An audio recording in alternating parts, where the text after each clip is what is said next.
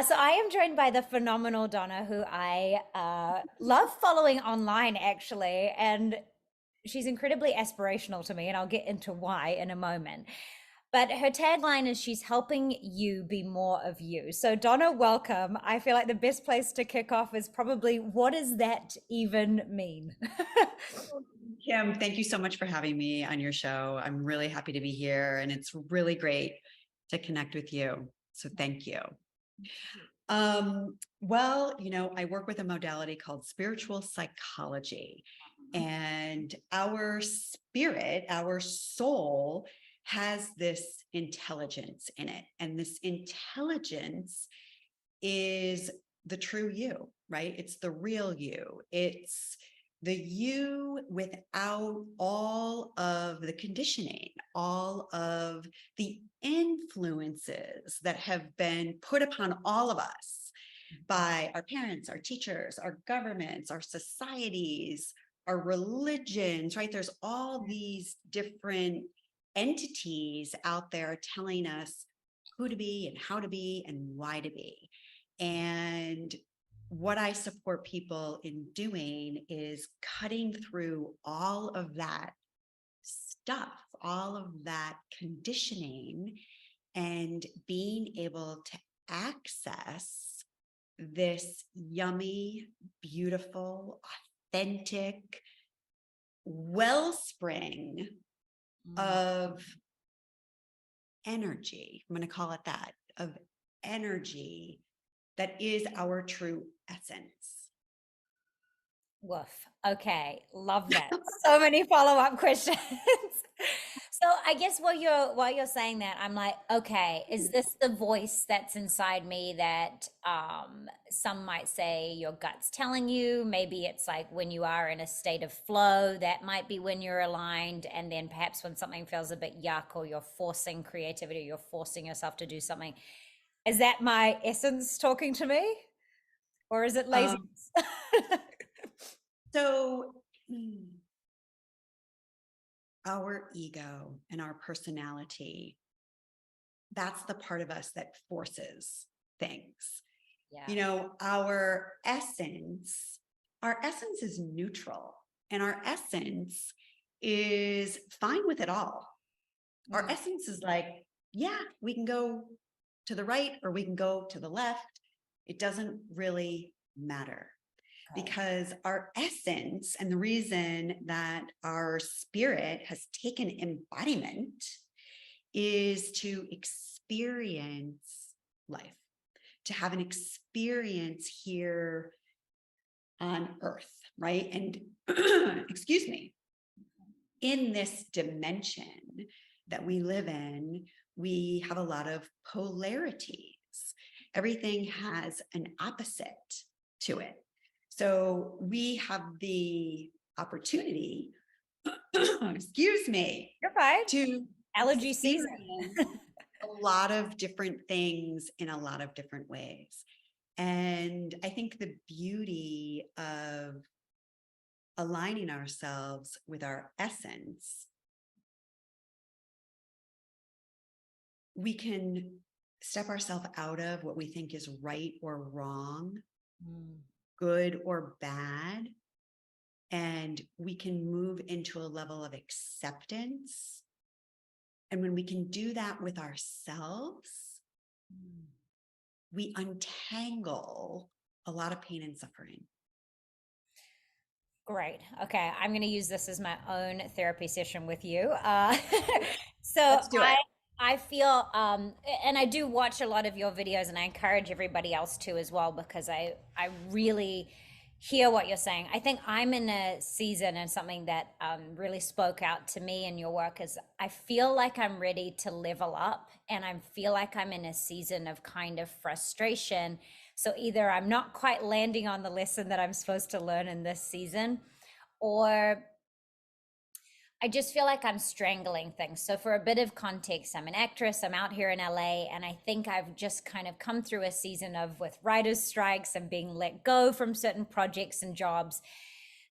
usually I have that energy and that essence and that delight to like have a shower, start again, run the race. And I feel I'm in a bit of a season of exhaustion, a little bit of burnout, and probably a little bit of ego of feeling like because of the effort and work I've put in, I should be at a different level. So I'm sort of struggling between enjoying the journey and simultaneously wanting to propel, and also being in the knowledge of not trying to strangle every opportunity, letting things be what they are and being comfortable with that. And I'm more than happy to put myself out there and give things a go. I enjoy that part of me, but yeah, I am feeling a little bit of resistance and frustration, and I feel so far away from why I said you're aspirational at the beginning, so far away from that alignment of ease and everything happening with flow. I just feel like everything's a little clunky at the moment. Yeah. So Yeah. I don't know Say if you can more. speak to that. Yeah. Yeah. Kim, say a little bit more about strangling every opportunity, because you said it more than once. Yes. What's that? What is that? I think because I'm extremely I identify as a go-getter, hard worker, don't say no for, like really my drive is actually a personality trait that I do like about myself. I'll find a way to do it. I just feel that um it's probably rooted in a bit of insecurity at the moment because the results aren't coming. That say I do an audition and I don't hear back, then I'm emailing like any feedback. What can I do? Like how can I take control of it, or what can I do on my end to make sure that I haven't left any stone unturned, therefore the result is not a reflection of my effort, it's an outside source. So I'm kind of trying to micromanage every element I can on my end rather than perhaps just giving it to God or giving it to the Yeah. universe. I struggle with that part of it. Great awareness. Okay. Great awareness. Yeah. Got the I really awareness, hear you. don't have the action. Right. And so there's a middle ground here Okay. between um as you're sharing, I see like a clenched fist, Yes. as a metaphor. There's like this clenched fist. And I think there's an opportunity, right, to like open your hand and let go a little bit, Mhm. and perhaps sink into a little bit more trust. Mhm. And maybe the universe is wanting to invite you into something that is a completely different path than the path that you have this tunnel vision for right now. And this is what we do, and this is our ego. And I totally get your drive, and I totally understand, like, you know how to get things done. I get it. They used to call me Donna the doer. Oh my gosh, I love So, it. right, like, I get it. I understand what it's like to have this forward motion, this energy, this doing, this driving, this pushing. That is masculine energy, right? So the feminine energy is more of the allowing, the receiving, the opening, and we have to have both. We have to have both. And it's not a fight that we want to get into. Sorry, is it bad that my first thought, and just for context, I have high functioning depression of negative self talk. It's like when you say the receiving, part of me is like, lazy, like that's my Yeah. judgment on it. So Yeah. yeah, Yeah. So if you're just with that for a moment, yeah. right? Yeah. So what comes up for you around the judgments of lazy?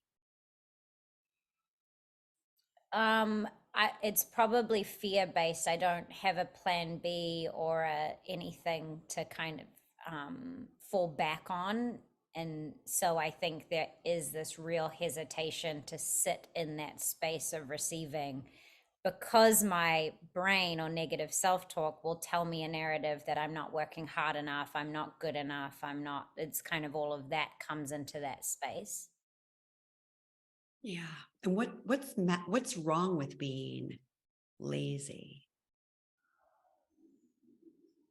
I don't respect it. Okay, beautiful. Great awareness. Mm-hmm. Great awareness. And is there any part of you that you could accept as being lazy? I would struggle to accept myself as like, yeah, yeah, and probably Yeah. not. Yeah, Yeah. So we're just noticing this, yeah. right? Like, we're not Mhm. making this right or wrong, but there's this hold in your consciousness that is equating lazy Mm. to all these bad things. Mm. And so the behavior that is inspired is anything but that. Mhm. Yeah, it's a lifelong thing. It's like, oh, burn the candle at both ends. It's this constant need to do, this pressure from family of like, you need to relax, you need to, yeah, and it's very aware. No one listening to this podcast is like, this is an aha moment. Yeah, it's very Yeah, much, totally get it. yeah. So I am the doer. So yeah, how can I step into that space of allowing more of that feminine energy and allowing stuff to come to me when I have this, obviously that's really judgmental block of fear of doing Yeah. that in case, yeah. Well, this is where spiritual psychology gets really helpful in Right. this. Because my question for you then is, do you believe that there is a higher power? Do you believe that the universe is smarter than you? Oh, definitely. 100%. Yes, of course. Right? So if that's true, the universe is smarter than me, then I have to move into a level of acceptance that maybe I don't have all the answers, Mm, right? yeah. Perhaps not walking through that door has just saved me years of grief and heartache and struggle that now I'll never have to experience because I didn't walk through that door. That door was closed to me for a reason. But we don't think that. We think, oh no, I've got my heart set on going through that damn door. And I am going to break down that door and I am going to get through it, even if I hurt myself on the way. Mm. Totally. Yeah. Yeah, I definitely have that sadisticness of like, it's okay, at least I try, if I get hurt, at least I gave it a go, or at least yeah. So cool. Yeah. Well, I think there's an opportunity here to recognize life is working with us. Life is working for us. And I'm going to give you a really short story on this. I don't think I've ever actually told this story on a podcast, so this is kind of fun. Um, Before I started doing any of this work, I was the West Coast Vice President of Sales and Marketing for this little hospitality company called Sunstone Hotels. And there was one year this company trip. It was an all expense paid trip to Cancun, Mexico. And there were only the way that you got to go on the trip was you had to achieve your sales goals, exceed your revenue targets, and I don't know, get some more market share or something. So I was one of the vice presidents. Now there was only two vice presidents. There was the East Coast vice president and the West Coast vice president. And I had a ton of salespeople in my region who achieved their revenue targets, gained all this market share, and like a ton of my people were going on this trip. Mm. I achieved my revenue targets and my market share goals. Yet the East Coast guy, he achieved his just a little bit more than I did. And he got to go on the trip and I could not go on the trip. Well, this was a small company. I was in the vice president's office. I was in everybody's office. Like, come on, please help me. I don't understand why I'm not going on this trip. I was so mad. I was pissed for like 3 months Mhm. because, you get the year end results and then you got to wait for the time to pass from the time that the trip comes. Anyways, the trip to Cancun, Mexico is happening. Everybody in the company, it seems, is in Cancun, Mexico, except for me and human resources, right? Like we're stuck home back in the office. And that week, I went on a blind date with a guy who was in from out of town. Today, I've been married to that guy for 15 years. Mm, beautiful. The universe was doing me a solid, Mm, right? But I wasted all this energy and all this angst being pissed off that I didn't get my way mm. when the universe was really like doing me a solid. Wow. Beautiful. Congratulations, by the way. Oh, thank you very much. My point in sharing Yeah. this is, right? Yeah. My sense for you is that you are being invited into something else. And I also feel like whatever that something else is probably right in your sphere and you're looking over it, looking past it. You're not looking right at it, Kim. Yeah. And so the universe is trying to help you out Mm. by creating the time and the space that you need. So Yeah. that's one. The other thing I would offer to you is nothing can come to us when we're in a state of contraction. When we're bracing ourselves, right? And we're like in that intensity, that Mm. pushing, that forcing, that is a hard energy.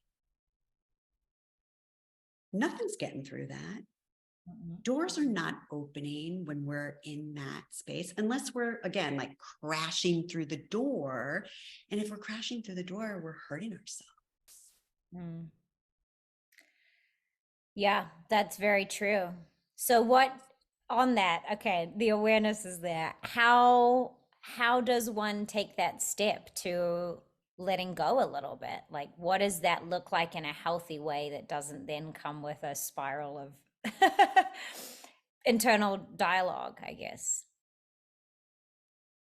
Yeah.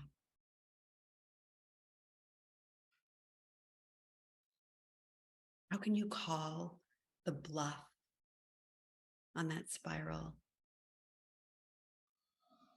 How can Trust. you begin to relate to it with a little bit more compassion? It's a really interesting question because I seem to have a lot of empathy and grace for everyone but myself, which is part of this whole journey with my depression. It's like I didn't even realize that not everyone had this like level of negative self-talk. So this journey for me is trying to take that yuck or what I perceive as my yuck of this constant conditioning and judgment that I've and perfectionism tendencies and have grace for it. And it's like I have that awareness. I just really am struggling taking that next step of walking hand in hand with it or just being Mm. kinder to myself. And again, one of the reasons why your stuff spoke to me so much is because it's all around self-love. And my self-love is so conditional. It's also Mm. still attached to achievement and validation. And because what I do, I love so much, I want to be doing it all the time. So I feel like I'm conflicted in following my flow and following my joy, which is what I've chosen to do for a career. And at the same time, that being such a source of pain of result. And yeah, so it's, I think I feel confused is where I would probably place myself and have a real lack of grace for that. Well, I just want to reflect that as you're sharing, it seems like you have a lot of self awareness around this, right? So when we have self awareness and we continue to choose into the same behaviors and the same thoughts, even though we have that different level of awareness, Yeah. I don't want to say we're not learning. It's kind of sort of obvious, like that we're not learning. It's what is it that, what are you getting out of it?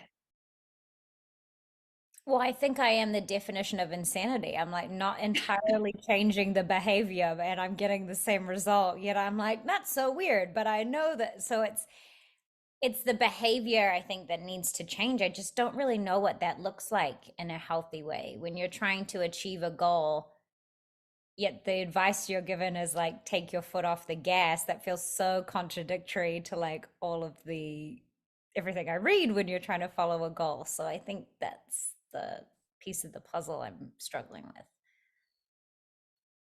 I also want to speak to the difference between goals and intentions, Okay. but I want to help you create some more light around this. And when that negative spiral of voices comes in, from what you're sharing, it feels like you do have awareness around that, right? Like you can see when it's happening.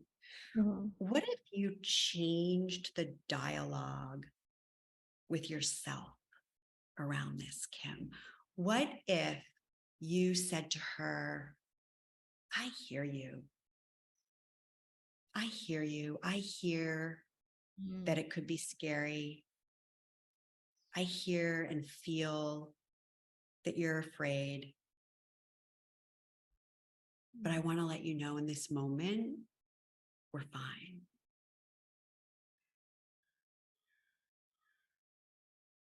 Yeah, that's so interesting that my body feels like my throat chokes up at that. It's like there's definitely some block in acceptance for that.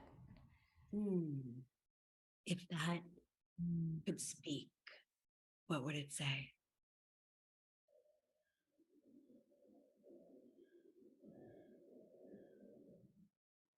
Yeah, I think it's a deep-rooted fear that this might not work out, and I don't accept that. So I that's probably why I'm strangling. Yeah. Hmm. Take a deep breath. Yeah. Yeah. And it's okay to just be with that. Mm. The divine design is more than you can even possibly imagine.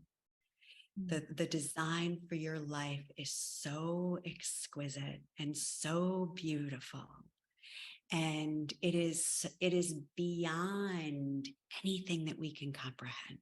Truly, Mm. it is beyond anything that we can comprehend. And so we hold on, right? We grip to what we think is Mm. going to make us happy.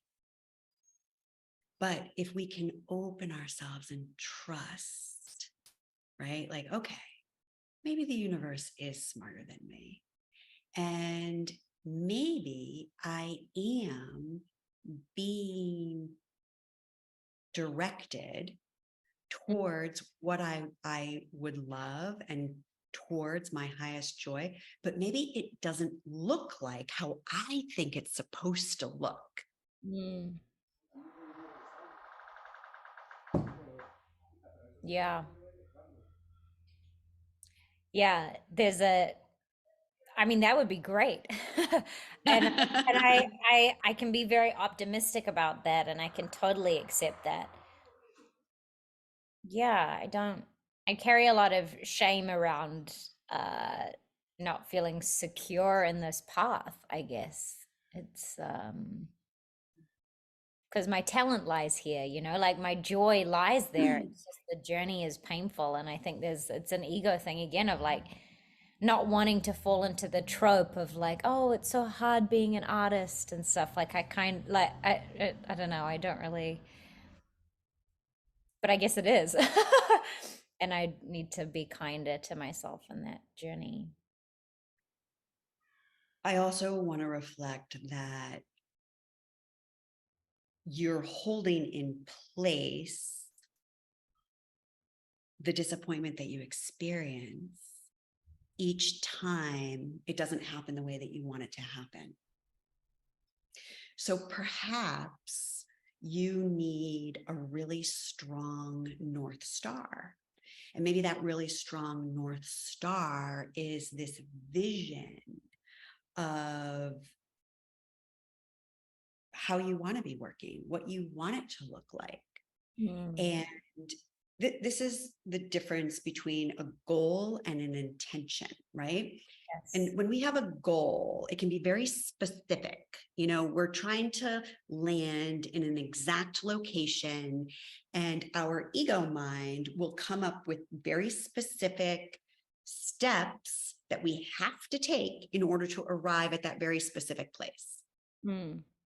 I want to suggest that if we're going to enlist the power of the natural world, we're going to partner with this higher part of ourselves, our spirit, this essence part of us Mm. that incidentally holds the keys, that has the code Mm. for who we've come to be in this life.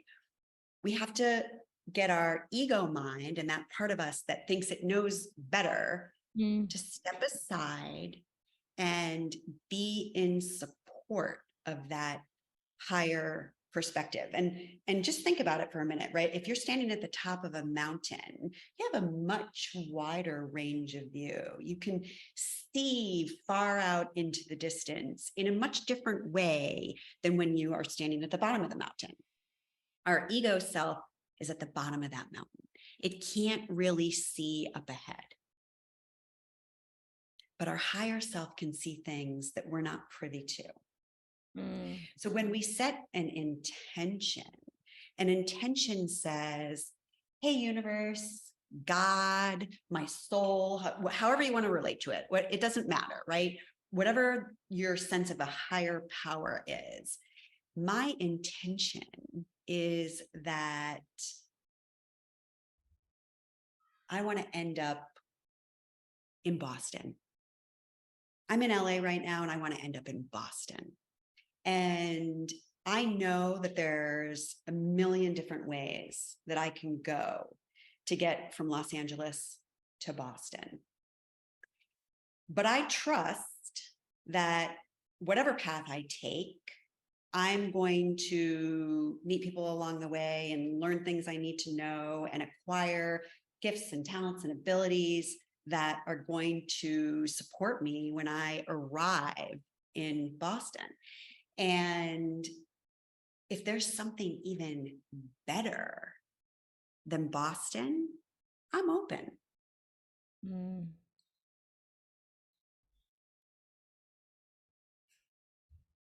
Yeah, I got to be more open. That's the aha moment in this is like, you're right. I have such a clear goal on what I want it to look like that I'm Mm, think that I'm open to all these lovely ideas, but whilst I am and I'll do them, I'm not really. I guess. Yeah. Wow. Okay.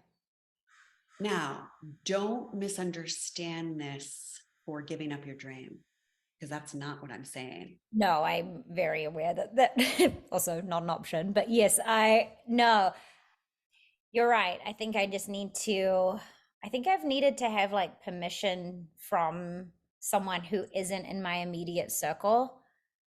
Does that make sense? I feel like, my family's response is like, oh, like come home. Like it does feel like a give up situation, and that I really don't like that. It's a loosening of the reins of keep or let me repeat what I think that you're telling me is kind of like know where I'm heading, but be a little bit more open of the route in which it goes. And when I receive disappointment or rejection, that it's happening for me and to keep moving forward, but also, be a little bit more aware and take my blinders off of what else is presenting itself, because it could be a lily pad to move me forward in a different path. Would that be kind of what you're saying?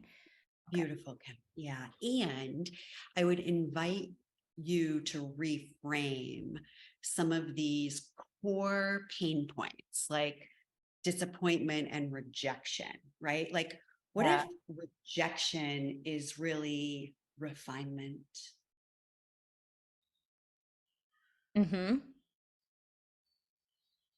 Yep. It's so interesting because it's like at the moment rejection just because of the climate and the, I guess, financial climate at the moment with being an artist, it is hard to, I guess there's a money stress around it as well, which is adds this other layer of, I think, the strangulation of like you still got to pay rent, so there's that element to it as well, which is perhaps why those rejections feel a little bit more painful when they were. But yeah, also I shouldn't want to be working with people who, obviously I'm replaceable. Mm. You're good. Donna's good. How long, I mean, sorry, I have totally made this all about me, but how long have you been doing this kind of work? And I'm glad, thank you for that. I'm glad that people have a glimpse in kind of how you can redirect a conversation. I'm very grateful. I have been working as a full-time coach using the modality of spiritual psychology for the past 7 years, since 2016. And I left my big fat corporate career and I stepped down, which, was a big, scary Yeah. thing, going from having that direct deposit paycheck to the world of entrepreneurship, right? And when I stepped down, I did not become a coach. As a matter of fact, when I stepped down, there was still not one bone in this body that knew that I was going to become a coach.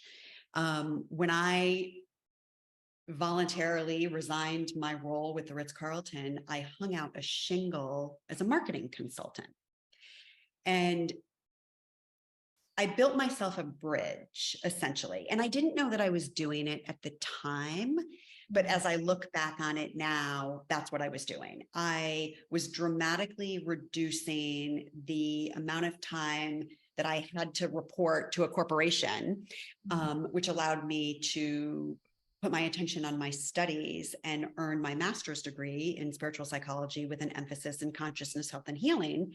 And I was still able to earn like a decent amount of income as a marketing consultant because I had been in the business for 28 years and I had contacts and that whole thing. But if you had told me, oh yeah, you're going to be in these sacred, intimate, one-on-one conversations with people, I would have said, oh yeah, there's no way that that's happening. Like there's no way that that's happening. I had a big job with a big company and, a big department with 60 people under, I mean, I couldn't have even imagined it at the time until I was walked into it in a way that was miraculous. And then I was like, wow, something's happening here. And there's some gifts that I have that are coming forward in this kind of a thing, So Yeah. it was definitely a discovery that I made about myself, as opposed to, a goal and an endeavor that I had sort of set out for. But I do want to say this, and I think this is an important piece of the equation as I suggest to you, like, what does your North Star look like? I also had a North Star, and my North Star had some pillars. And those pillars were, I wanted a lot of freedom. I wanted to call my own shots. I wanted to make a more meaningful contribution to the world. I wanted to make a more meaningful contribution to my own life. I wanted to play more. Like I had these pillars, and all of my pillars were fulfilled, but the end game ended up looking like nothing that I could have imagined on my own. That's really inspiring. That's beautiful. It's so interesting because meeting you in this chapter, I can't imagine you doing anything else. Like it's so interesting as someone who's just reading, like it just feels like it's so yeah, you embody what I feel is aspirational. I feel like your shoulders aren't tense. I feel like you are present. So I definitely aspire to have that. But my own version of it because I have got a bit of bite and a bit of flair and like in a different element of I don't know if I'll ever be a Zen super guru because I'm just too wire like I guess that calmness that I aspire to I think mine will always look slightly different uh yet yeah I think your energy is it's so attractive to me because it does feel so calming and so nurturing and so maternal to me, which is interesting. It's that feminine energy that I'm lacking that I'm attracted to. um yeah. And I have a lot of fire. I got a lot of fire. I have a lot of masculine energy. And so I just really want to invite. How does it show up for you then, I guess, because I Oh don't. boy. Because I still know how to move things forward. I'm not afraid to speak up or stand out or get things done. You know what I mean? So I think Sure. anytime you have that like driver energy, that's that fire. And that's who we are, right? Like that's amazing. And people yearn for that. People want that. Like not everybody has that. Yeah. And how can we balance it? How can we balance it so that you have both? It's so funny. I'm like totally working with this right now. And I literally have this symbol Oh, beautiful. sitting on my Yeah. desk. Yeah. This is the Tai Chi symbol. This is the yin yang symbol. This is the representation of both. But when you look at the symbol, notice that the symbol itself comprises both Mm, the yin and the yang, the black and the white, mm, the masculine and the feminine. And it's like, this is the aspiration. And it's our humanness and our divinity. mm. It's our essence and our form.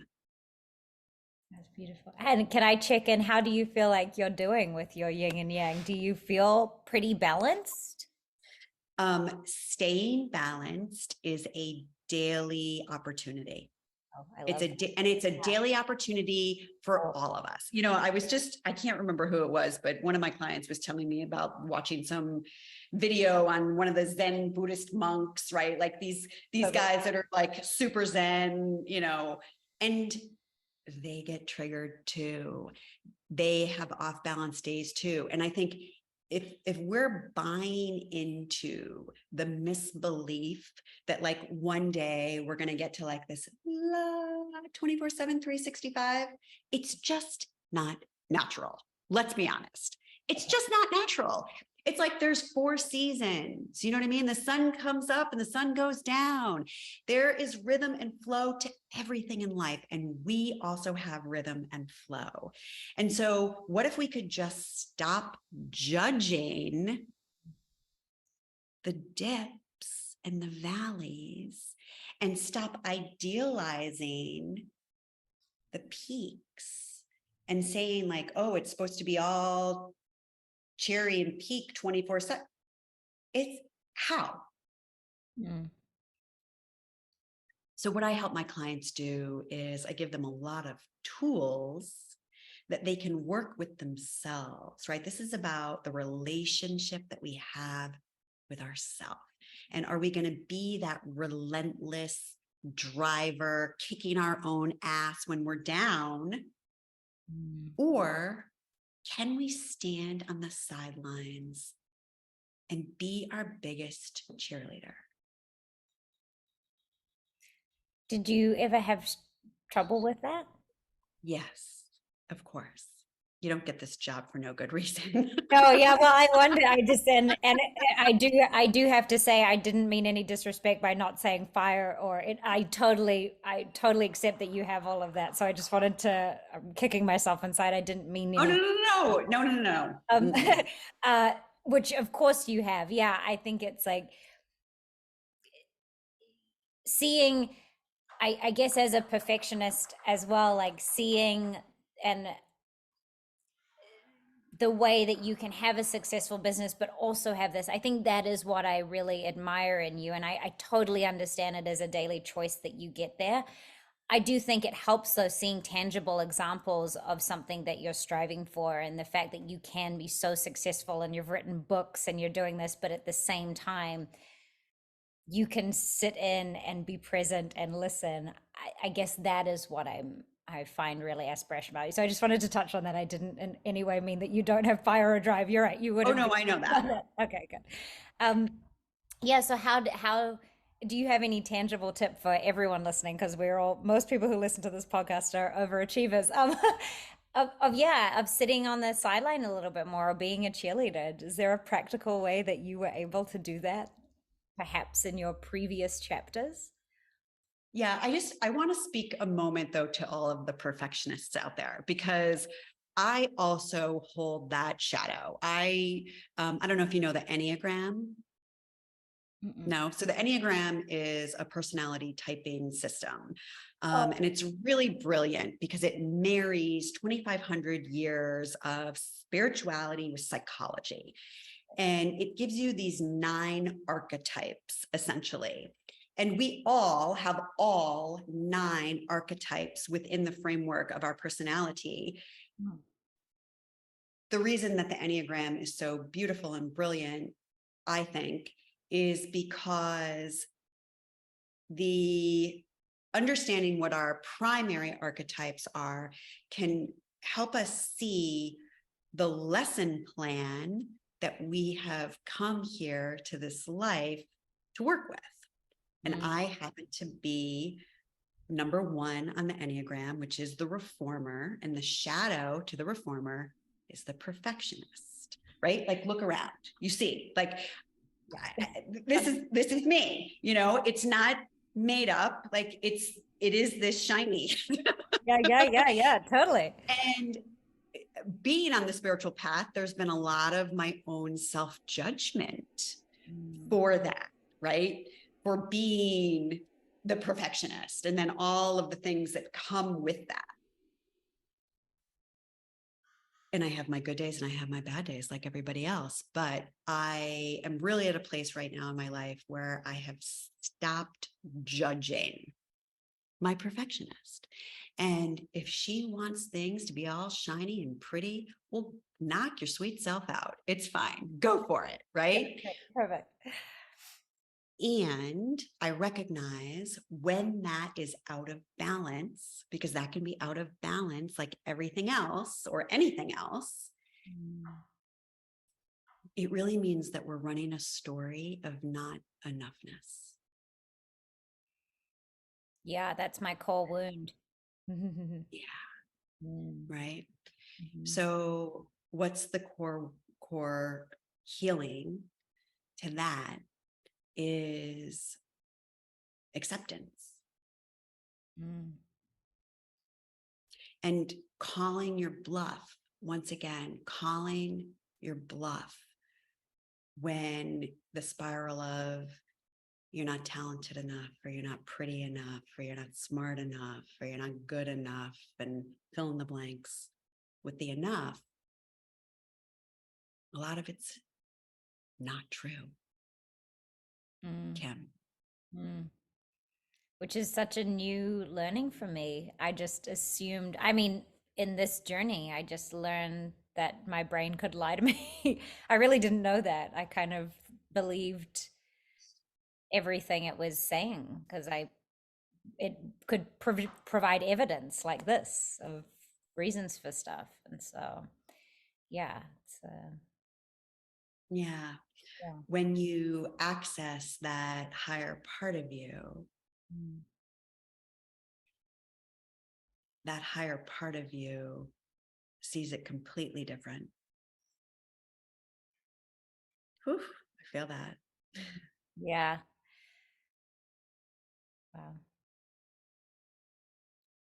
And that's why it's so important and necessary that we begin to cultivate a relationship with that part of ourself, because that part of ourself is not trying to achieve anything or get anywhere. That part of ourself loves us unconditionally and knows inherently that we are good.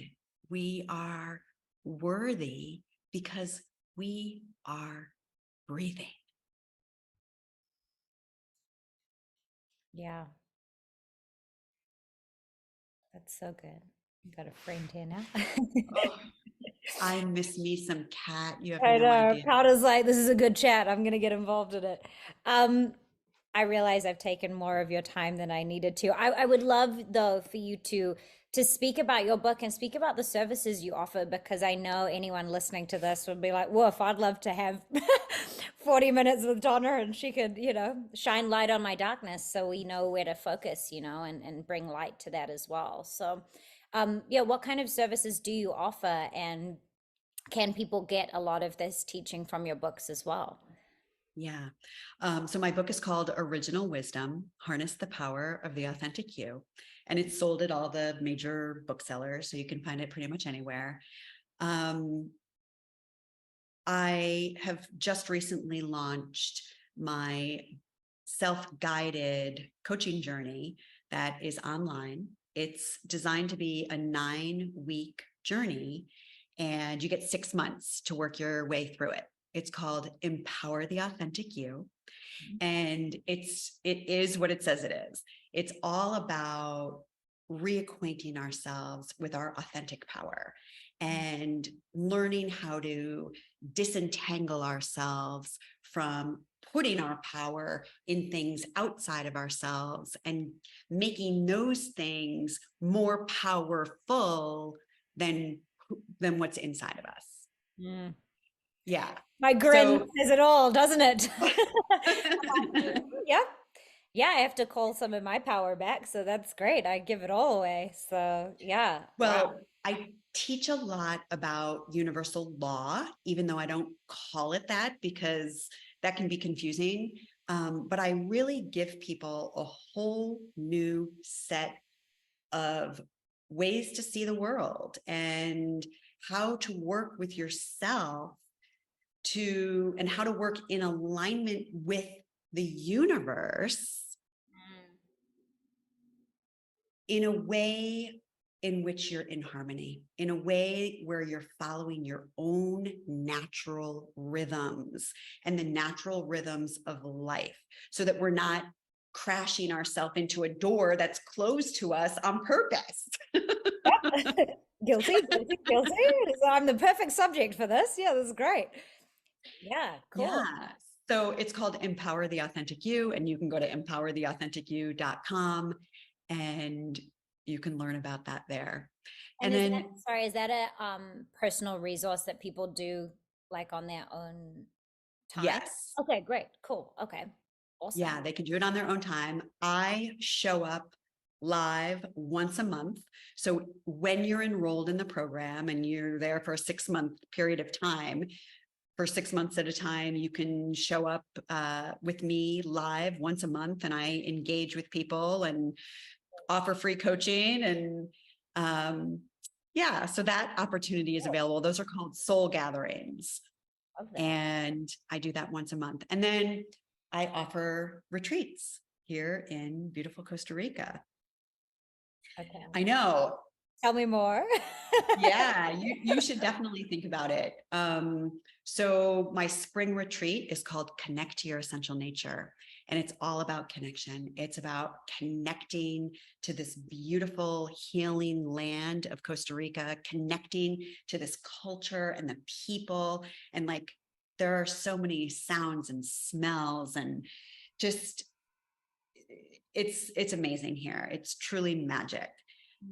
It's about connecting with your sisters. This is only for women. Sorry, guys. And most of all, it's about connecting with yourself. And so it's a 5-day all-inclusive experience called Connect to Your Essential Nature. And then I recently started doing private retreats where I work with people one-on-one, and people come stay in my beautiful home and have this gorgeous view of the South Pacific and the jungle behind them. Yeah, it's amazing. That's amazing. Well, I know people will be very interested in that after hearing this, because you do speak so eloquently, and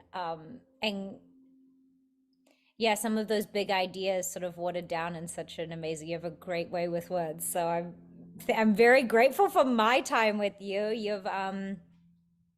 You've helped me, I think, a little bit more probably than you know this morning. And I'm sorry we were delayed a couple of times, but I actually feel like this morning was the perfect time to connect. So Me as well. I'm really grateful for you. Thank you, Donna. And I hope people buy your book, or, yeah, have a look at some of those online classes as well. And yeah, just thank you. I'm really, truly appreciative for your time today. Light ahead to your journey and to your dreams. And thank you so much for having me as your guest. It was really lovely to be with you.